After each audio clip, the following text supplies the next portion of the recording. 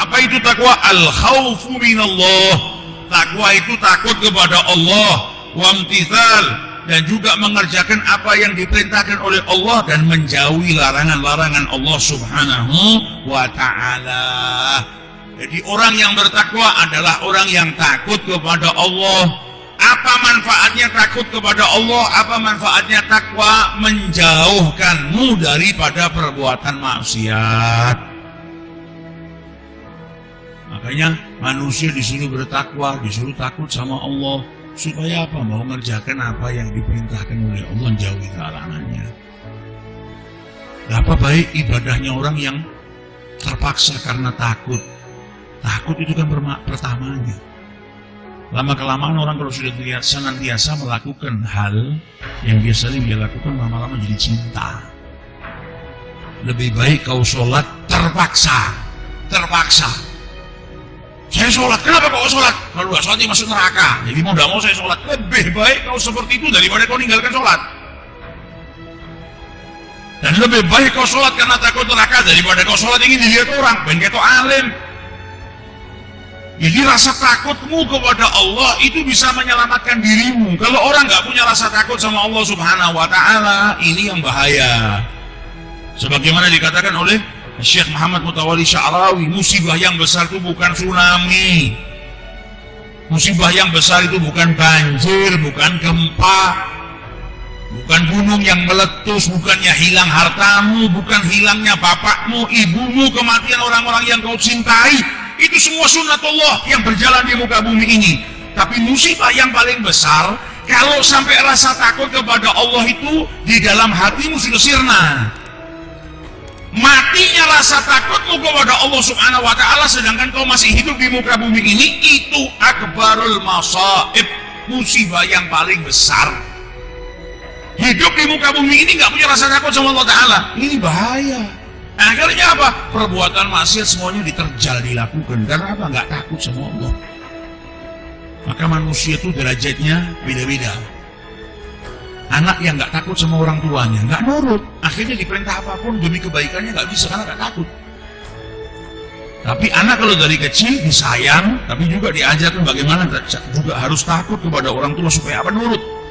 Kalau gak takut, nak belajar, jangan main terus, ngomong terus. Berani sama orang tuanya, anaknya gak bisa diarahkan. Tapi kalau anak takut sama orang tua, disuruh belajar dia nurut. Pertama dia kepaksa, berlawanan dengan keinginannya, tapi lama-kelamaan dia besar, berubah jadi cinta. Apa yang dilakukan sama orang tua saya dari dulu itu karena cintanya.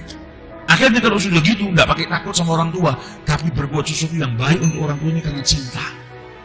Nah, orang pertama sama Allah mau langsung cinta. Ya, ada orang yang nggak bisa langsung seperti itu.